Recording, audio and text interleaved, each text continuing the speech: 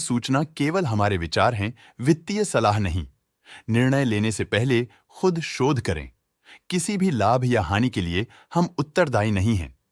आज हम देख रहे हैं हेस्टर बायोसाइंसेज लिमिटेड के 2025-26 Q1 की standalone financial performance. Starting with the sales, पिछले क्वार्टर से सेल्स में -17% का डिक्रीज हुआ है, मगर कंपनी ने पिछले साल के मुकाबले मार्जिनल सेल्स डिक्लाइन रिपोर्ट किया, around -13.5%। Expenses -19% quarter on quarter decrease हो गए हैं, जो साल भर के -15% के डिक्लाइन के साथ अलाइन करता है। एक्सपेंसेस में डिक्रीज अच्छा है, लेकिन सेल्स में डिक्रीज निराशा की बात है। ऑपरेटिंग प्रॉफिट, जो पिछले साल के कंपैरिजन में -8% डाउन हुआ है, quarter on quarter around -10% decrease हुआ है। Operating profit margin OPM annual basis पे 1% से इंक्रीज हुआ है और पिछले क्वार्टर के कंपैरिजन में 1.5% से इंक्रीज हुआ है। एक्सेप्शनल आइटम्स को ऐड करके अदर इनकम पिछले क्वार्टर के कंपैरिजन में -10.5% गिर गई, बावजूद इसकी ईयरली डिक्लाइन -10.5% हुई है। इंटरेस्ट एक्सपेंसेस पिछले क्वार्टर से -27% डाउन हुआ, लेकिन ईयर ओवर ईयर डिक्रीज -19.5% हुआ है।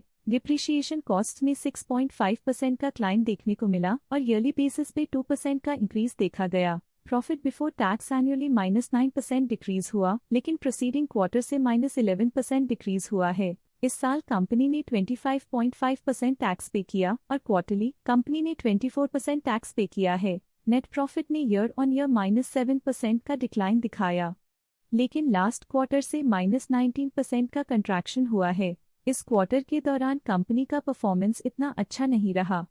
नेगेटिव नेट प्रॉफिट लॉसेस को इंडिकेट करता है। वहीं अगर एनुअल एनालिसिस की बात करें तो साल के दौरान कंपनी का परफॉर्मेंस अच्छा नहीं रहा। नेगेटिव नेट प्रॉफिट का मतलब है कि कंपनी प्रॉफिट के कंपैरिजन में नुकसान उठा रही है। अर्निंग्स पर शेयर EPS में ईयरली -7% का डिक्रीज देखा गया, लेकिन क्वार्टरली में 19% की गिरावट भी नजर आई। इस क्वार्टर में कंपनी का EPS इतना अच्छा नहीं रहा। नेगेटिव प्रॉफिट कमजोर एफिशिएंसी को दिखाता है। हेस्टर बायोसाइंसेज लिमिटेड के फाइनेंशियल स्नैपशॉट को रिव्यू करते हुए कुछ मुख्य ट्रेंड्स सामने आए हैं, जो कंपनी की परफॉर्मेंस पे रोशनी डालते हैं।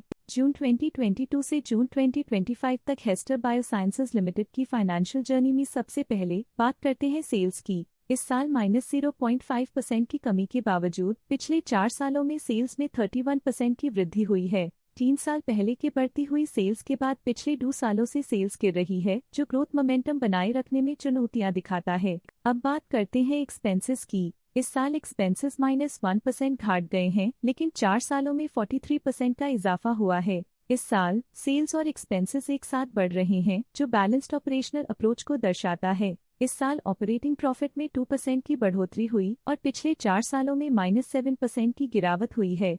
पिछले साल की गिरावट के बाद इस साल ऑपरेटिंग प्रॉफिट में सुधार हुआ है, जो ऑपरेशंस में सफल पलटाव को दर्शाता है। इस साल नेट प्रॉफिट में 7% की वृद्धि के साथ पिछले 4 सालों में -3% की गिरावट हुई है। पिछले साल की सेटबैक के बाद नेट प्रॉफिट में सुधार हुआ है, जो मार्केट ऑपरेशंस में संभव रिकवरी और अडेप्टेबिलिटी को दर्शाता है। EPS के लिए रास्ता कठिन रहा है। इस साल EPS -26% डिक्रीज हुआ और पिछले 4 सालों में कुल मिलाकर -33% की गिरावट हुई है। एक इजाफे के बाद पिछले 2 सालों में EPS गिर रहा है, जो कुछ चैलेंजेस को दर्शाता है जिन्हें स्ट्रेटेजिक रिव्यू की जरूरत है। चलिए अब बात करते हैं शेयर होल्डिंग पैटर्न की। हेस्टर बायोसाइंसेज की शेयर होल्डिंग रिपोर्ट्स कुछ इस प्रकार की हैं, जो अननोन 2025 के तक चलता है। ये रिपोर्ट कंपनी के शेयर्स की डिटेल्ड जानकारी देता है, जिसमें promoters, promoter groups, foreign investors, public investors और सरकारी एंटिटीज शामिल हैं।